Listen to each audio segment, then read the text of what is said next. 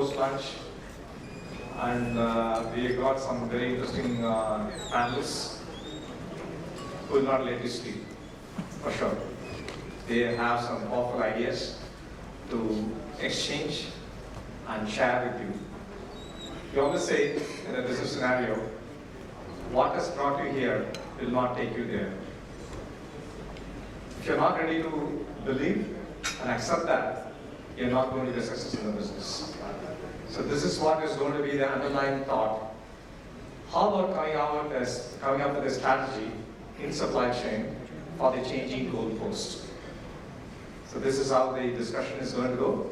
And we've got a veteran speaker from our CII elite community and Chief Commercial Officer of Tata Chemicals, Mr. Venkatadri, who is going to lead the discussions for the panel. I'm really looking forward to this wonderful session. He's going to be joined by 3 other elite professionals who have their own niche in supply chain. Overall, it's going to be an outstanding session of the day. Let's welcome Mr. Venkatadri and his co-panelists.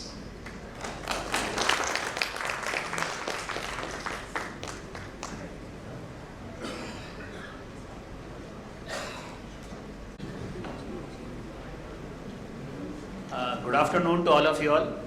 I know this is going to be the most difficult session of the day because after a good Taj lunch, which is very tasty and sumptuous, it's important for us to make sure that we can still hear the bell ringing. There are still some people trying to grab their dessert. So we'll start on. So we've got a great panel along with us. We've got Vijay. He's from Alchem. He leads the supply chain globally. We've got Sanjay. He is from Kimberly-Clark. He's the supply chain director for India and South Asia. We've got Abhishek. He's from Owen Cornings. He's the director supply chain.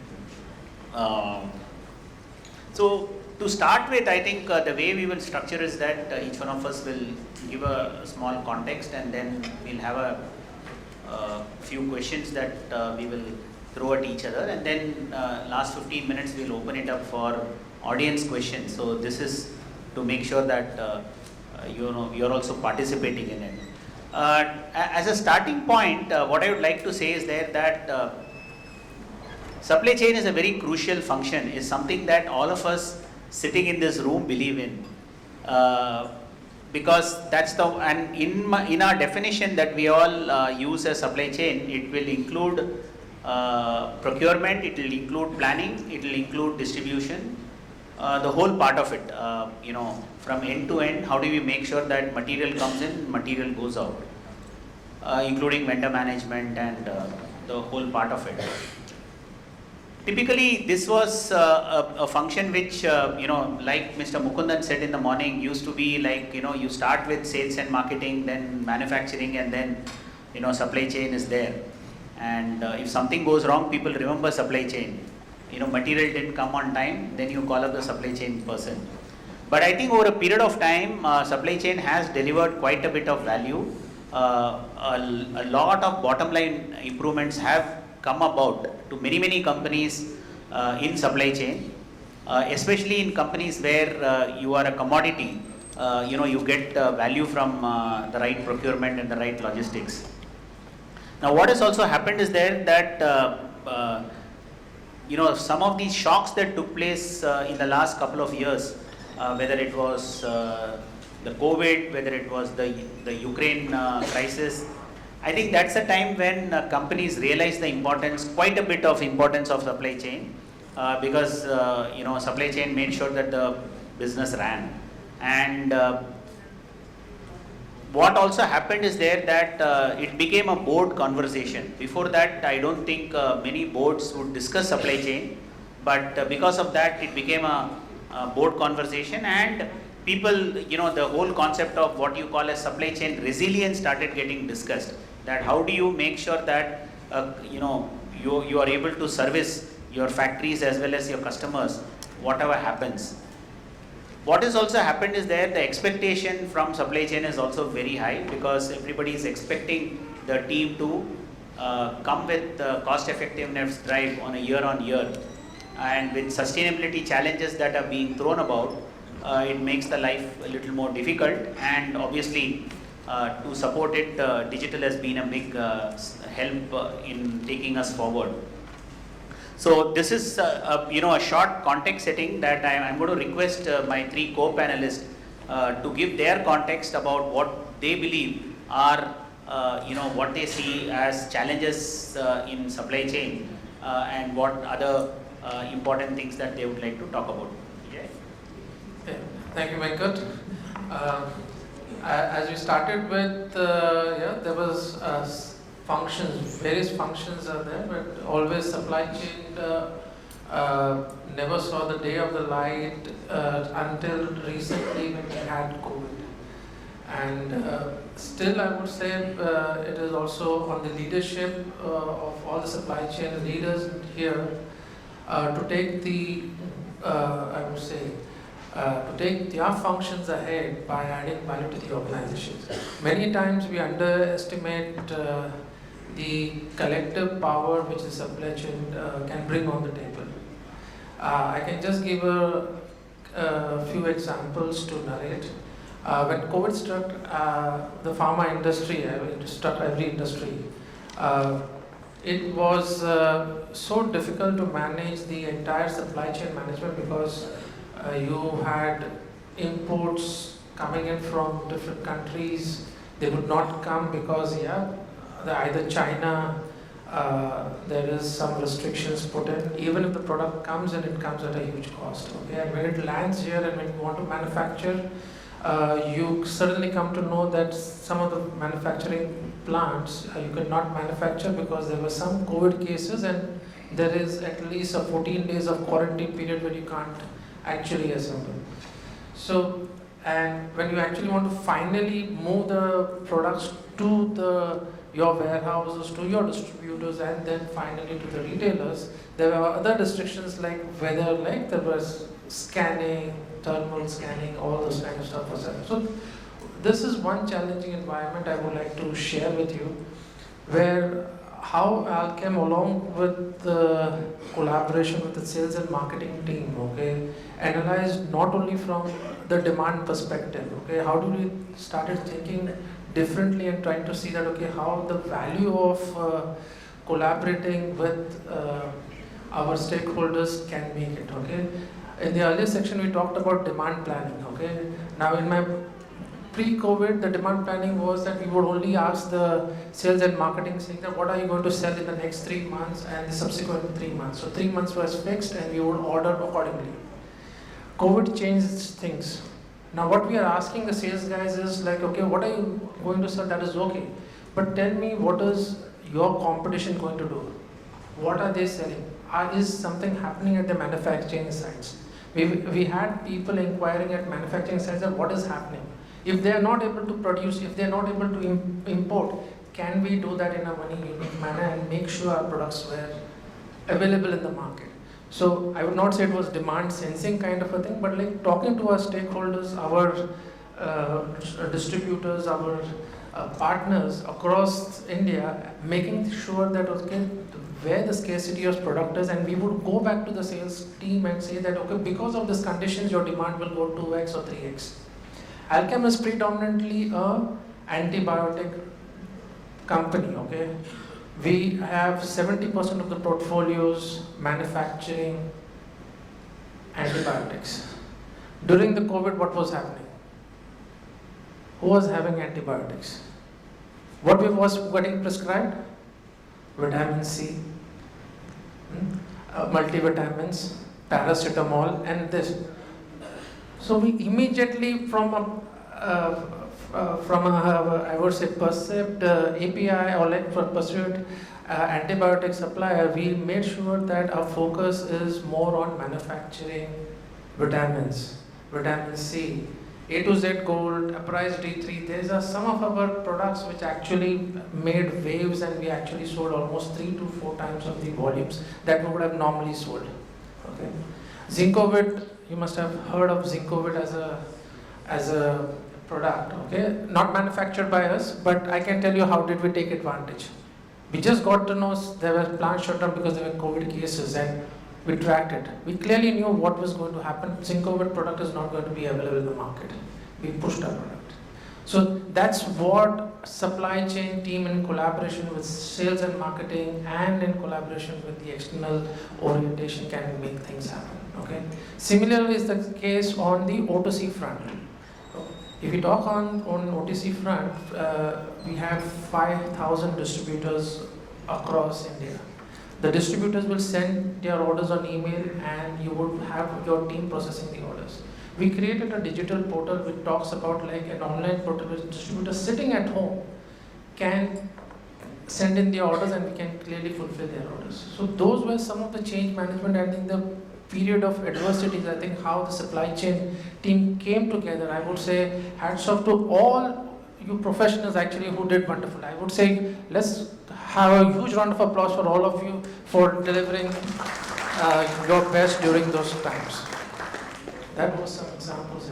Good, very good. I think Vijay brought out the whole concept of how Alchem was able to get over the impact of COVID, and also brought about that whole point how supply chain could be actually a collaborating, inducing function. I think that's something. Sanjay? Okay, so I think thanks Venkat, you and Vijay has already covered most of it. I'll just bring out a couple of points which I feel are important when you look at supply chain and in the changing world. One is basically, I think if you look at the supply chain, the way it was being dealt with was a function to support a service function, and at the same time a function which is actually supporting or funding the growth. So that's how supply chain has been looked at. But I think what has changed in this COVID period, and it was when it hit hard, I think the companies or the organizations had got a very good supply chain, and I think as Shekhar said in the morning, it's a spine. So the guys or the companies who had got a good spine actually stood up quickly in the COVID period. Okay, so we actually started, Kimberly-Clark started our operation in 15 days and in a full swing. I think because we were prepared quite before in terms of our sourcing, in terms of how we are going to manage our production, and what are the needs that need to be taken care of during the COVID period. So I think that's where companies really actually got to know what is the importance of a supply chain, and I think that's a realization now has got into a front end to make sure that the supply chain is involved in every aspect of the business, whether from innovation, how you plan your innovation, when you're going to, where are you going to source your material from, or how you're going to take a decision of make versus buy, or source from outside, or in terms of how we are going to distribute across the channels. That's one. I think the second piece which has changed significantly for supply chain is supply chain people, and I am talking about the integrated supply chain, starts from demand planning and ends up at distributing the products, including manufacturing and procurement. I think we were always dealing with the variability, but I think in the probably the pre-COVID era, if I have to say that, I think the variabilities was somewhere around 20 to 30%, and 70% still was a very static and stable kind of a supply chain or the functions or the operations. What happened after COVID is now we are dealing with 70% variability and 30% is only constant or stable. And I think that is that we need to grapple with. And the way we have shown that agility, most of the companies have shown that agility to work, in that environment of 70% variability, and I think delivered the most of the deliveries and the results for their organization. I think the one piece that I will quote as an example, but Kimberly-Clark has done differently is when we got to know as a MNC, I think one of the best part that you have is you have a lot of information across the board from various countries. And I think we have picked up that information, and I think something of that nature is happening in China, though it was not spoken of. And we started preparing for our, the back end, which is the sourcing. And I think that has helped us significantly in managing our resources as well as the supplies to our sales and marketing team. So I think that's how supply chain can make a big difference in the coming years as well. Excellent. Great points, Sanjay. And Abhishek? Thanks, Venkat. I think a lot of things have been covered. I just wanted to refute one of the points you said in your opening comments. And I had an experience which was very different in terms of supply chain gaining importance very recently. Fortunately, I have been part of a lot of journeys of my earlier organization where supply chain was very integral. I started my corporate career with Architect, where I was part of their digital transformation, where they were sort of planning to become number one, and they are the number one now. They were competing with Asian Paints, nothing less, and I was part of that journey. And then there was a lot of growth where supply chain aspects were very important, distribution strategy was very, very important for you to have market presence. I was part of those in my assignments. Then I moved to Hindalco. Hindalco had expanded, they had doubled the capacity and were facing a lot of logistical challenges. That's where I went to do logistics in Hindalco. So it was very strategic. In fact, the return on the project was dependent on how logistics performs. And then when I moved into Owens Corning, coming to that question, I joined Owens Corning during COVID. So the first supply chain problem I solved when I joined Owens Corning was how to get my laptop at my place because I could not move. So that's how I started my journey.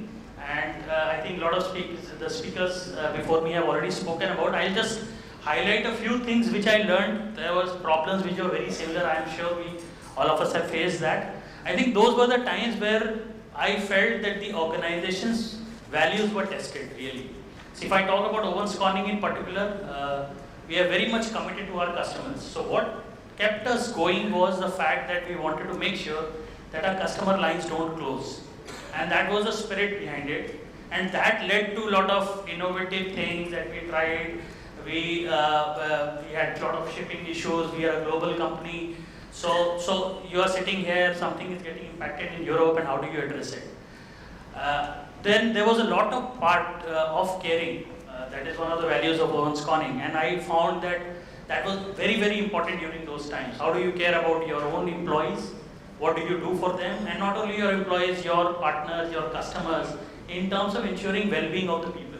So that was, I think, I was part of the core team that was working on it, and I think other than the business conversations that we used to have every week, this used to be twice a week conversation, and I'm sure that would be more happening over and above what I had, and I'm sure this was happening everywhere. So I think that value also got tested, and then another value of Owens Corning was collaboration.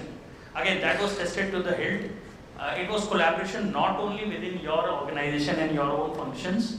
I think collaboration was redefined, I would say. So you started collaborating with your partners, your competitors. You started collaborating with other industries in the vicinity, definitely the customers. So the meaning of collaboration took a bigger meaning, and in fact, I remember in some of the cases when the COVID had just set in, we had to dispatch very important critical shipments to Europe. And we collaborated with some of our earlier employees who were there in the organization. They were superannuated. They were staying in close vicinity to our warehouses. They actually volunteered during those times and came to make sure that the dispatches happened. So I think, I believe that these difficult times helped us understand what our strengths are, who are really our well-wishers, who are the strong partners who have stood by us, who have maybe not done as well. And we also understand about ourselves, what are our strengths. We know what we are really good at, because if we are delivering on those, in those times we are good at it. And we also came to know about a lot of gaps that we had been ignoring. So that's in a nutshell what I would sort of try to put together that COVID experience when I just joined Owens Corning. I think you explained a lot of examples of various companies, how supply chain has been able to add value. One of the things that what is also said that supply chain logistics cost is a big cost in India, and how do you actually reduce that? And one of the things that even the government in India has taken it up as a challenge and to create these logistics parks, and also give a big push to digital by this whole thing about ULIP and how do you actually get this logistics policy that has been brought about. So there is a lot of interest that today companies are getting into leveraging digital. How can you do better procurement? How can you do better logistics? And how do you actually get more visibility?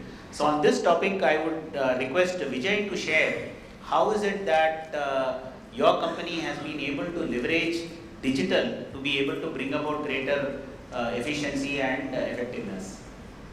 Sure.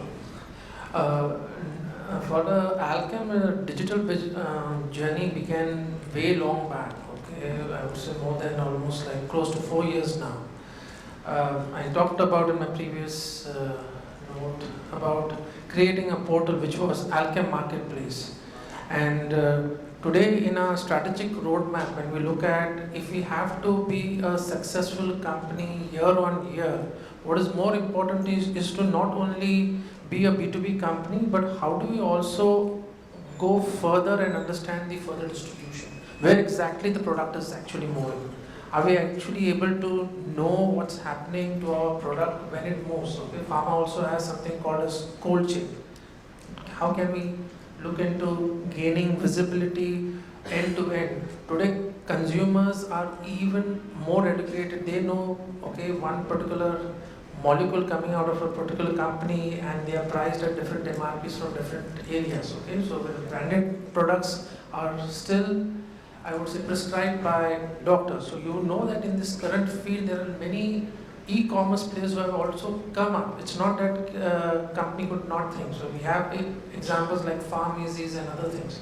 So from a company's perspective, what we looked at is to look at complete order to cash process. Today we are talking about how to can get orders digitally. It doesn't mean that the team members who are actually working on the ground today processing those orders, 100 line items, 1000 line items, and just doing things manually. We are talking about replacing it. If we are also concerned about people in terms of how do we actually make sure their skill sets are upgraded, so that they are able to do more customer facing activities in terms of making sure there are other issues like sales returns, okay? There are other issues like customers not getting the right product on time. So ensuring that how do we improve the digital liability.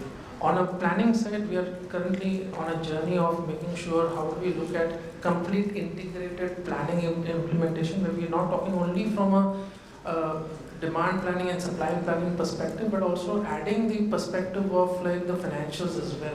Okay, if I have to import, if I have to export, looking at the variability, can we now look at entering into a long-term contract, which we did during the COVID times, to make sure we entered into long-term contract directly with the shipping company to make sure we get products on time. Looking at the lead time.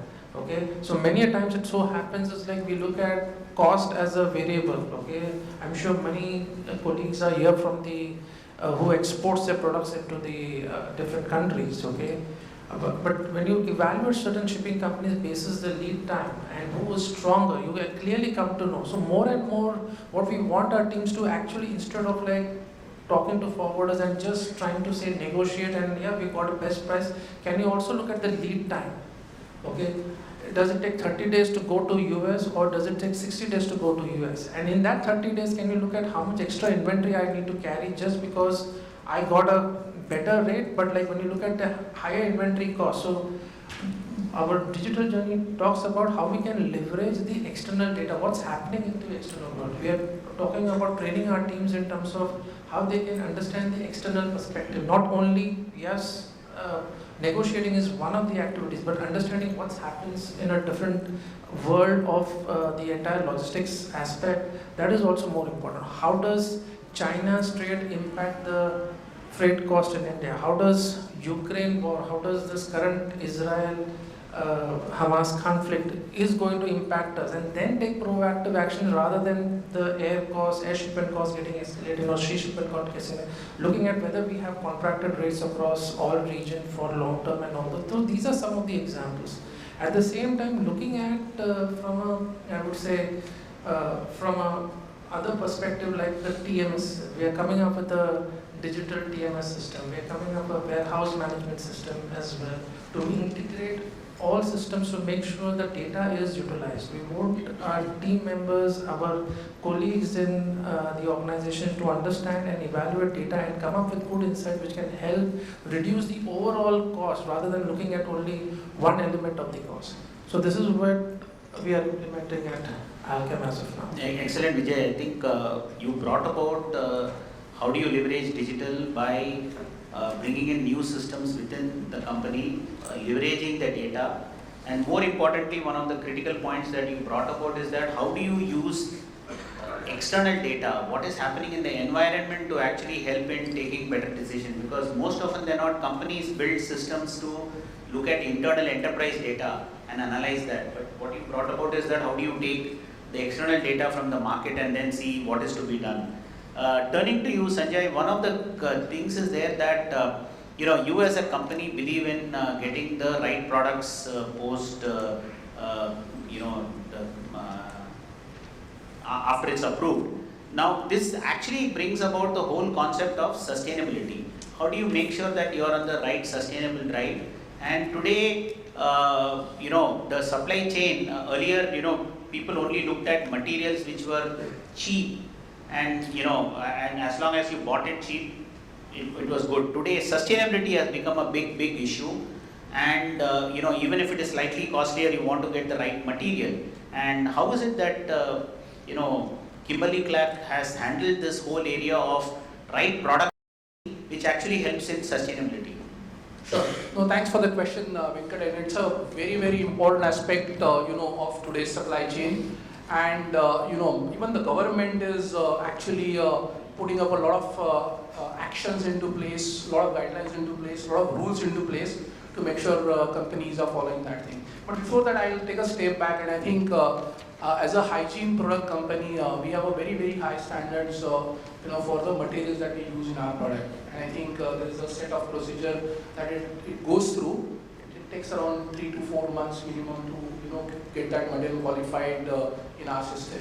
And I think one of the things that we have realized that if we continue with this process, in a post-COVID era where and the disruptions that we are seeing now with the wars, I think it is getting more and more difficult to sustain and get the agility that we want in finding out the alternate source.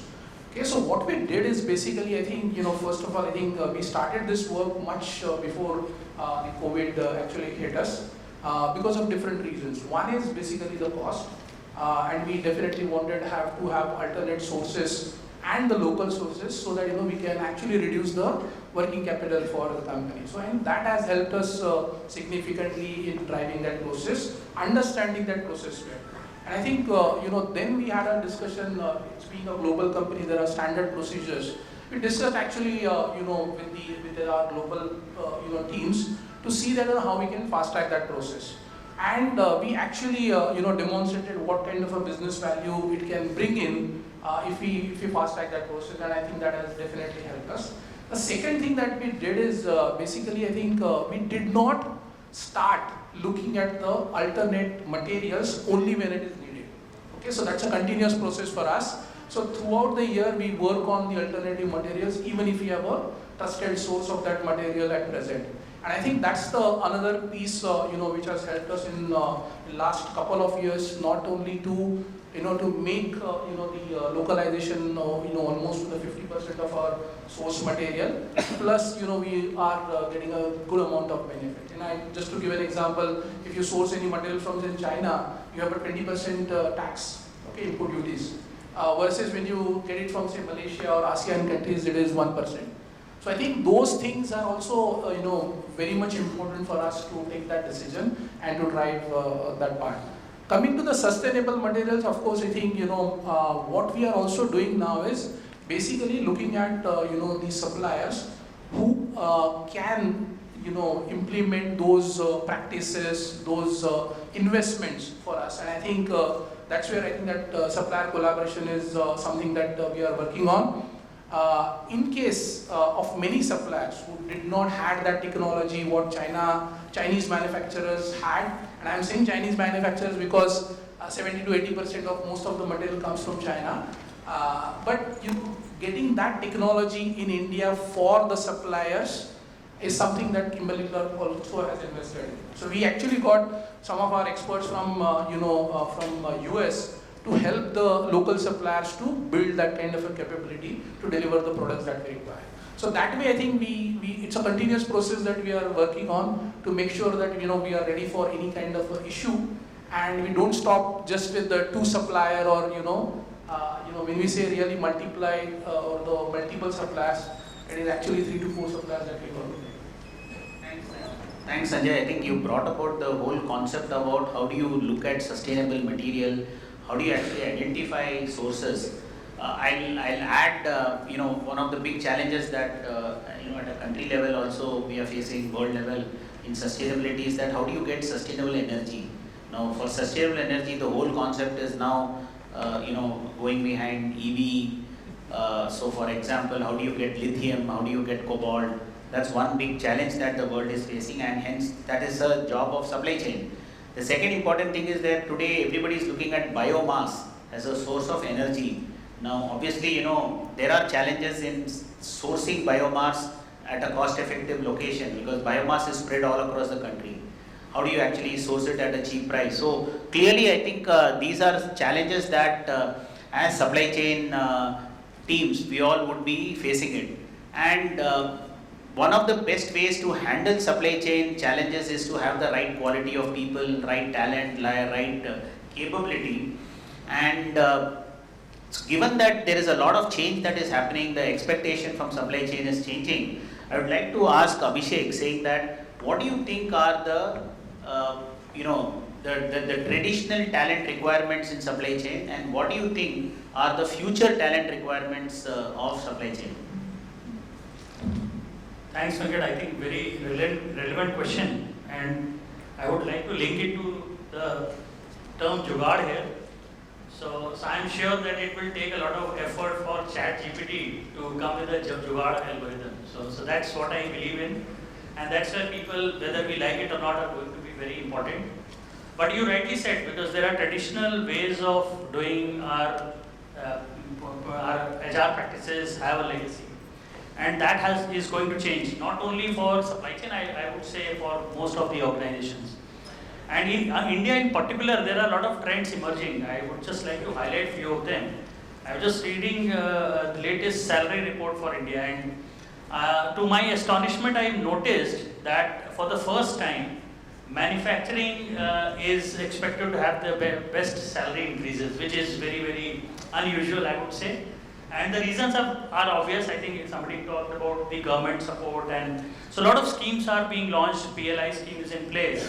And what we see is that getting talent is going to be a problem. And I can talk about some of my earlier organizations who are expanding in big way and having a manufacturing footprint. They are facing a lot of issues to just man their plants, and they are about to come. So addressing this talent piece becomes very, very critical. And what are we seeing? I think in one of the earlier sessions we were talking about trying to put, even in technology solutions, put the best of different solutions that are there, not only go with ERP and get extensions of the different solutions. So we want to mix and match for the best. Now, this is not only true for a technology solution, it is also true for business solutions. As we get into more complicated solutions, we'll see that we need to have entities who are best at doing what we want them to do.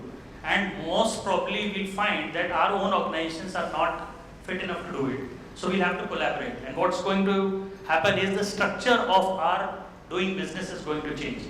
And when we talk about the structure changing, one of the good example would be moving from 2 PL to 3 PL to 4 to 5 PL. So that kind of a transformation is going to happen in whatever basic activities, business activities we are doing. Now what it means for talent management. The most important aspect which I believe is to redefine what we mean by talent in the conventional sense. We'll have to take talent as talent that belongs to our partners, our service partners, our in some cases our customers, because sometimes their R&D teams are very, very important when we are doing product development. My talent is also the talent with my suppliers, and that thought process has to change. The day you start making that change, some of the things will become very, very easy to understand and act upon. And what are those is really how do we'll find as we move on.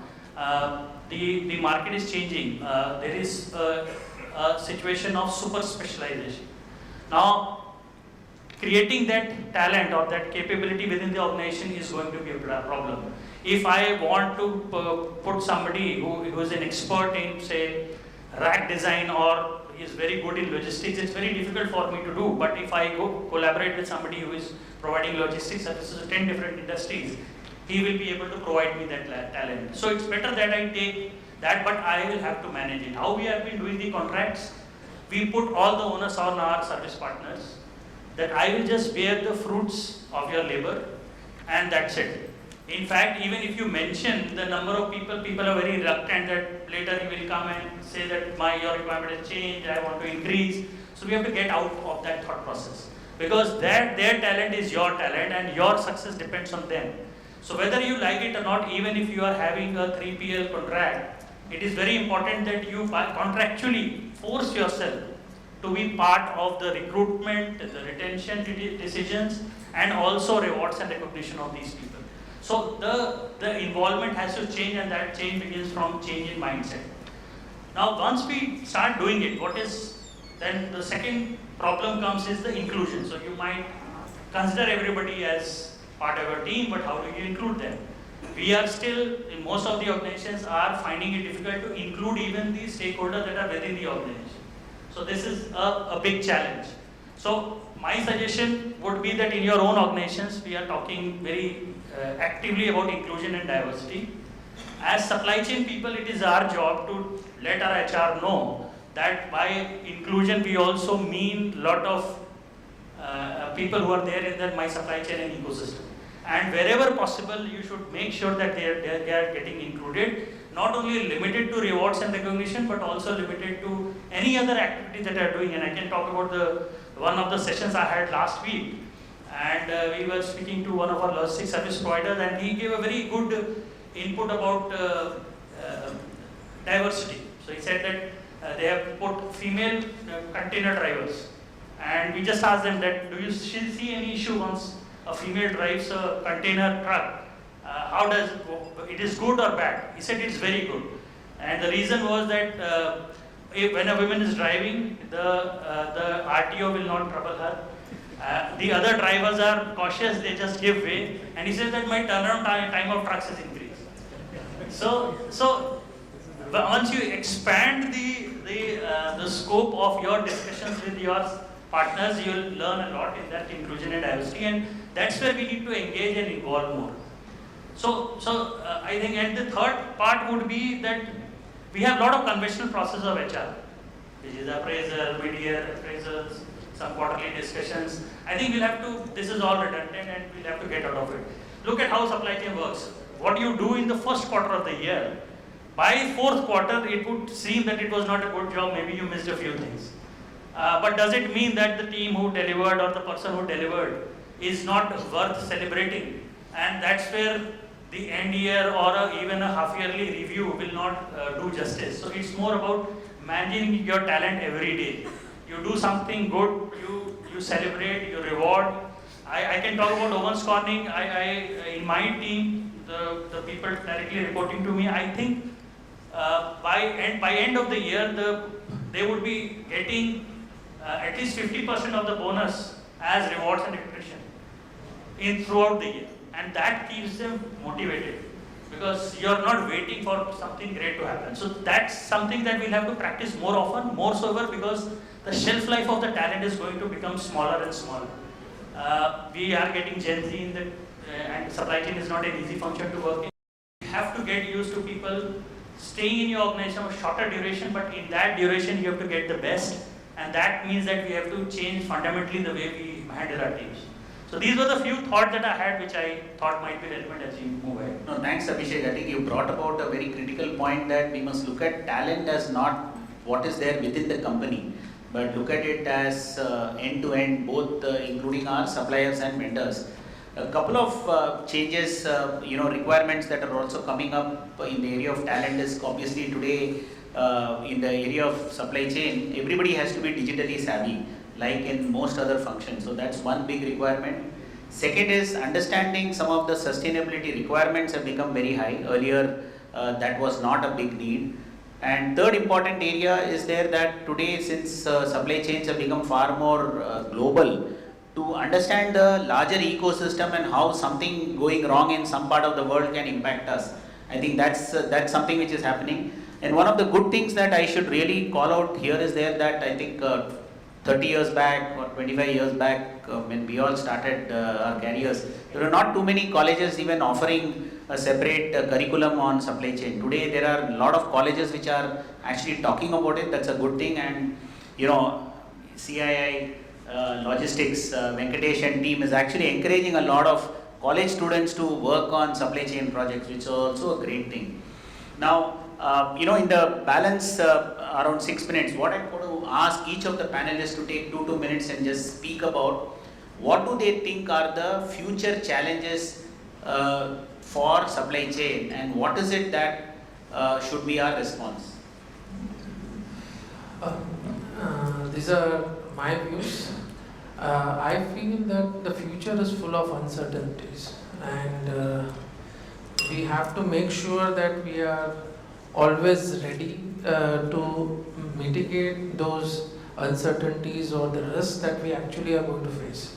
So hence it is very imperative for our organizations is to clearly look at the processes in terms of how it could be agile enough, how it can help in terms of speed to market and different business models.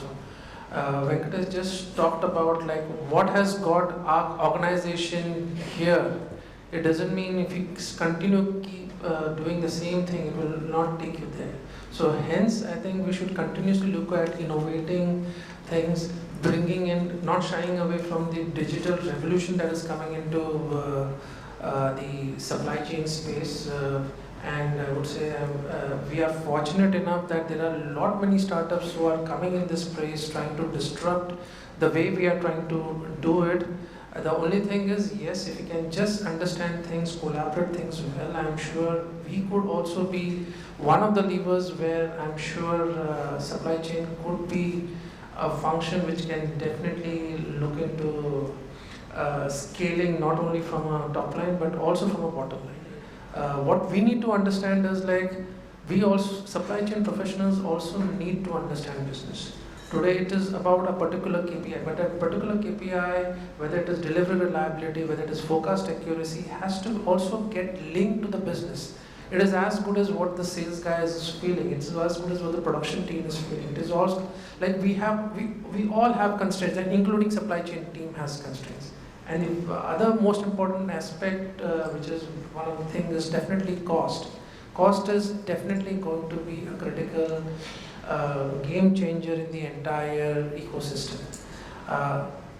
There is no company who would not face competitions. Okay, prices are definitely going to consistently be on check. Okay, in a pharma industry like us, we are regulated by many bodies like the DPCO and the other agencies, MPPA, where prices of your finished products keep on decreasing.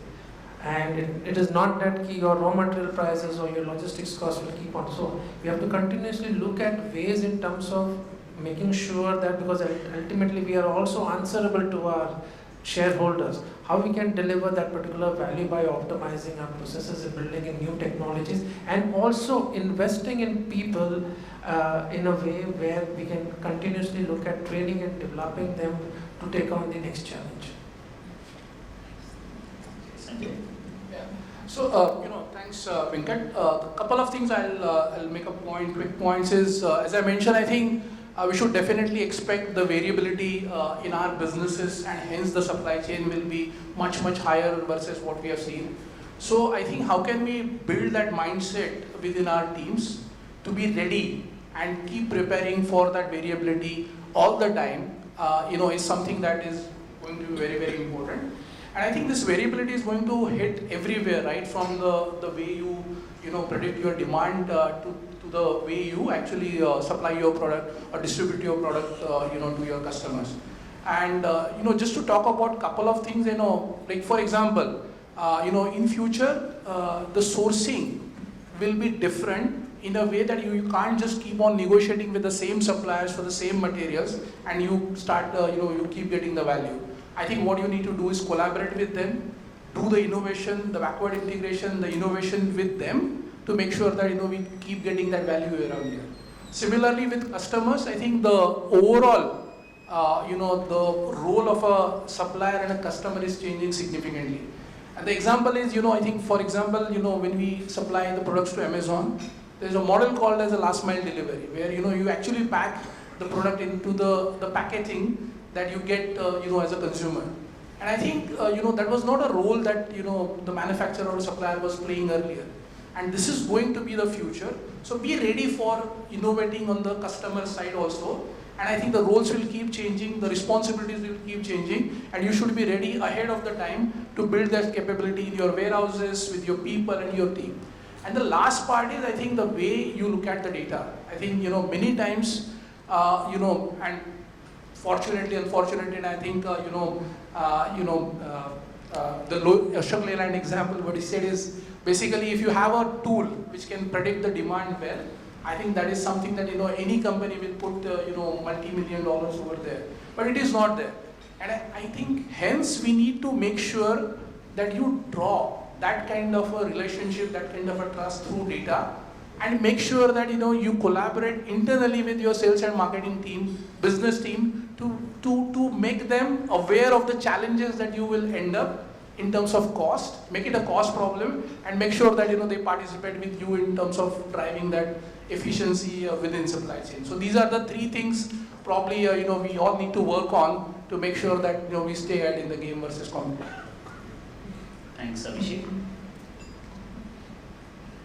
Yeah, good. So I think a lot of things have been talked about. I believe definitely technology is going to be a big disruptor. Now we keep talking about the technology giving us predictive analytics and giving us better forecast accuracy. That's something easy to talk about. I also see the technology having a much larger bearing on organizations and supply chain as a whole.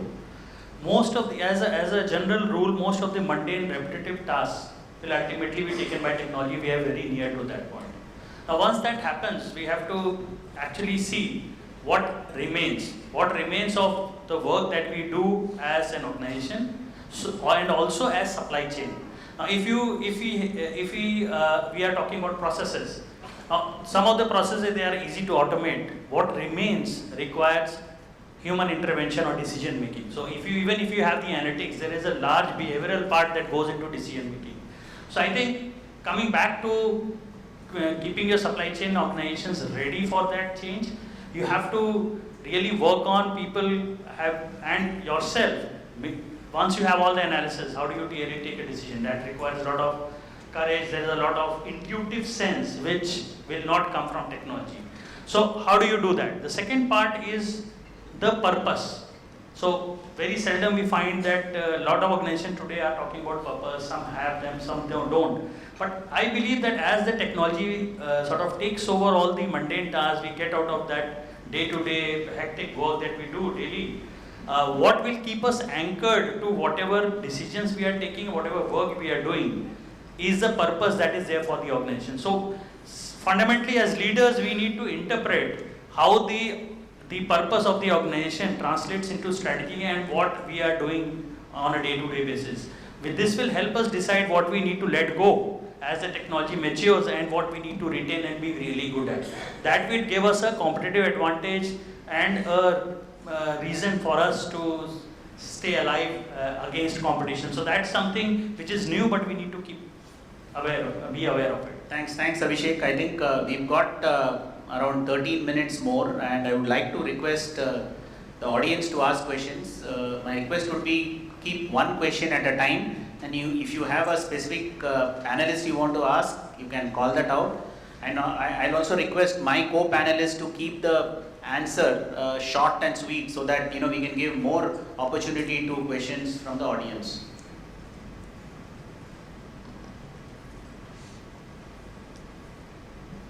Hi, this is Amit Mohile. I'm from Autocar Group Autocar India. Basically, what we are seeing is that corporate India is trying to do its best to electrify supply chains. And electrification, although in the higher category of electric vehicles, is a costly exercise, but again, it contributes to working on the ESG goals for a lot of companies. And a lot of companies are looking to supply chains to reduce the cost of their transportation and also meet the ESG goals.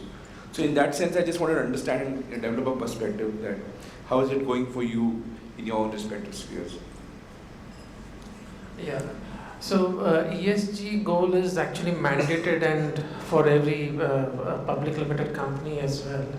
So from a logistics perspective, what we are looking at currently is to tie up with partners who have a right set of vehicles, okay, from an EV perspective. However, we also see that there are challenges there. The other way of doing is to also look at how do you optimize your part loads to full truckload. Okay, how you can look at taking the same trucks, doing a milk run. So these are some of the initiatives at Alchem we have initiated.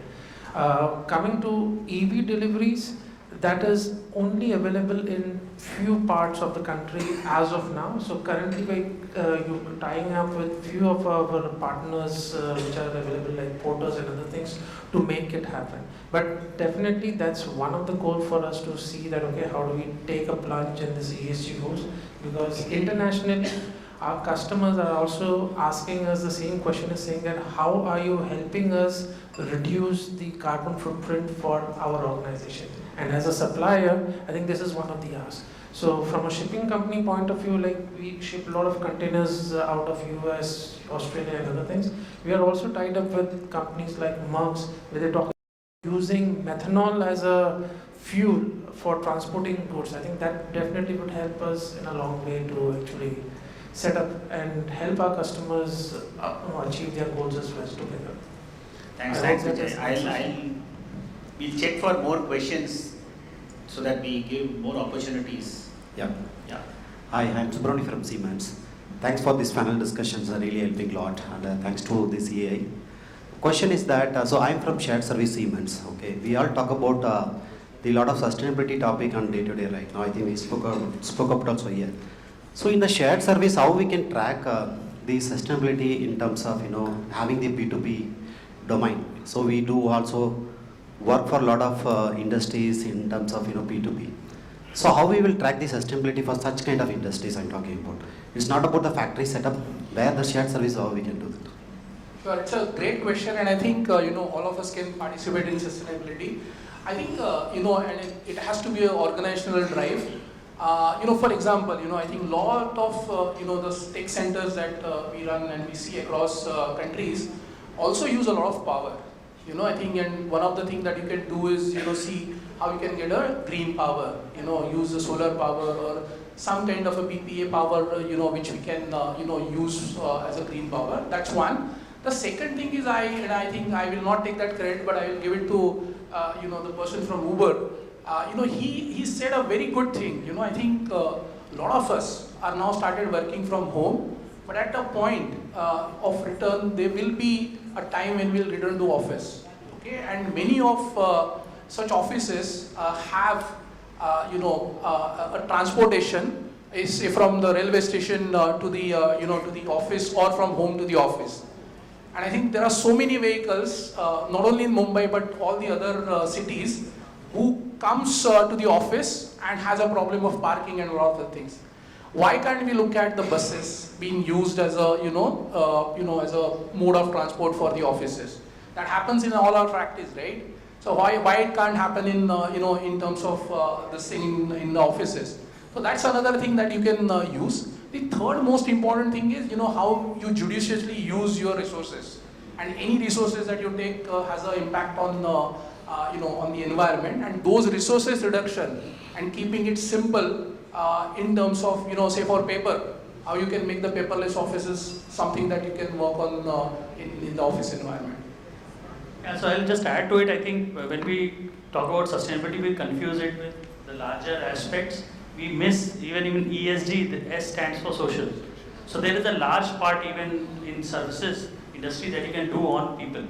How do you make their life better? And that is also sort of important if you are able to ensure their wellness. And there are so many things that we already must be doing in our organizations. But that can be a very important focus because that gives business benefit in terms of productivity and also sort of creates that engagement that you want in a service industry. So those things often get overlooked because we don't conventionally think about sustainability, we only think about emissions.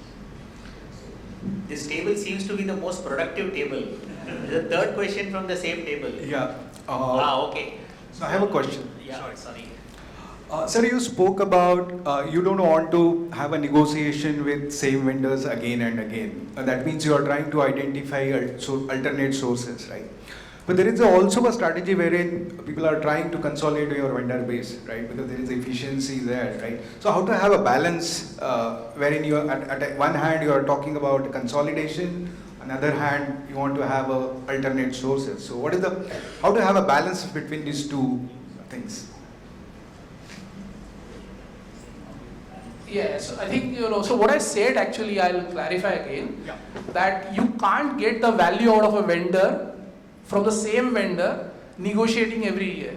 So what I said is basically, I think the way the strategy has to change is, you have to work with that vendor to add or to get a value from his operation. And I think that's the difference that has to come in future when we don't just negotiate, but participate in the work that he's doing in his factory or his operation to make it more beneficial to him as well as for us. And the other thing is, yes, consolidation is important. And I think why it is important is depending upon where you stand in the list of the hierarchy for your supplier, you will get the value. So if you are standing at a 7th level, probably you are the first one to get cut off when there is a challenge. And I think that's a strategy that you need to devise for your product and for your company, that where you want to stand on which material you want to stand as a first person in the list for your vendor. Thank you. And just a small comment, Abhishek, thank you so much. You come across as a people-friendly leader, so a lot of youngsters would like to work under you. Thanks a lot. Thanks. You've got a lot of people who will come and give you their resume. Yeah, please. Okay. Thank you for a wonderful discussion. I think some of very, very good topics you discussed. So I have two questions. One is now, earlier we were all talking about global sourcing, so get the cost, should be the lowest and get from anywhere you want, right, the best quality and all that. And now we start talking about resilience, right? So then it's a local sourcing is important. So where do you think we'll be heading in future, right, because of these uncertainties which we have? First question. Second is now, earlier it was only delivery quality and cost, but now you have digitization, sustainability, also metrics which need to be monitored and need to be grown, right? So how do you think that will impact the cost? Will the cost will still be there as one of the important factor, or now that will take a back seat? See, I'll take that first one that you talked about, is there that, see, if you look at traditionally, trade has always moved, at some point of time to local. If you go back 1,000 years back, and then it became a very global world where people actually started sourcing from each other, where you try to take it from those places where it is the cheapest. That's how arbitrage kind of a thing happens. So if coal in India is costly but coal in Indonesia is cheaper, you buy from Indonesia and you protect it. So that is what happened for quite some time, and that's how China became one of the biggest manufacturers in the world itself. Earlier, before China, there were other countries. So this is actually you can never give a one-stop solution saying that, should this be the right thing or that be the right thing. It's actually it's a pendulum. So for example, at some point of time, everybody was buying from internal, then they became very, very global. Now all the geopolitical issues that have come up people have started saying, let us become Atmanirbhar. It's not only India which is trying to do that, almost all countries are talking about relying on themselves. I think it's again a phase, it will take maybe 10 years, 15 years, we don't know. But again, people realize that, you need to back to global sourcing for better efficiencies and advantages. So I wouldn't roll it off and say this is the right one or that is the right one. It's what is appropriate at this point of time, if you look at it from a geopolitical solution. I think on the second question, Abhishek wanted to, yeah? Yes, I think I completely agree. It's a cyclical thing that happens. For the second part, I think it was sustainability, and you said that will sustainability also be important as compared to cost, service, and the traditional KPI that we look at. I can just talk about the example that I implemented sustainability in Hindalco in sourcing. So sustainability is not something that we do part-time. Sustainability has to be built in all the business processes that you do, and I can give an example. We every 2 years we used to have an evaluation of our vendor base. And what we did was that we introduced sustainability, which was a measurement of the sustainability risk that was there with all the suppliers. There was a big module that we developed. We gave them scores, and 25% weightage was given to them when we were evaluating their performance. Now that's how the sustainability got built into your decision of who are your important vendors when you classify your vendors. Taking that further, when we were doing when the bids are done and we are evaluating the bid, we also look at the risk score of my portfolio, because I might give that order to say they have different risk scores. So we set that for any ordering, my risk score should not be higher than this as a portfolio, because I cannot just eliminate some of the vendors. So now what you are doing is, even in your business allocation, you are using sustainability as an important factor when you are taking that decision. So that's how sustainability has to be built in whatever you are doing to reduce your cost, improve your service, to eliminate risk. But it cannot be kept separate. As long as it will be separate, we'll keep discussing about it. Thanks a lot. I think we've just got 1 minute more, so we'll just summarize and close it off. There's one more question. Yeah, please. Yeah, good afternoon. I'm Sachin from Shell, and thanks for yet another engaging discussion. Just requesting your reflections. What do you perceive as the biggest supply chain disruptor themes in the times to come? Maybe say next 5 years horizon. Thanks. Each one of us will give a different answer, but let everybody say one word and then move on. Yeah. I think I have already said technology. I will say it's your thinking. How do you perceive the challenges? I would say moving ahead of the value chain. So like for example, if a B2B company still only continues to be a B2B company and not think about their end customer, saying that how I can deliver there, I think the day you start thinking that, things will start changing for you. I think it's finally, I think it's our own mindset. I think that's what I would say. Because all the other challenges are external, whether it's geopolitical, technology, sustainability, it's all outside us. I think finally it's left to us. So just to conclude, I think we've had an engaging session. We've had 3 experts talking about it. We spoke about sustainability, we talked about digitization, we talked about the talent and the people management part of it. We spoke quite a lot about what is it that we can expect things going forward. Clearly, I think at the summary, what I would like to say is that supply chain is in exciting times. We have seen that in the last couple of years, supply chain has become a board discussion topic. People are talking about resilience. So lot more thought is going on managing talent right at the board level, and that's a good thing. And I'm also happy to see that there are a lot more youngsters who are jumping into this particular function, and that's good time for all of us, so that the future is also very bright for this function. So with that, let me thank my 3 co-panelists. Excellent discussions, and Venkat, we were just 1 minute behind. Thank you.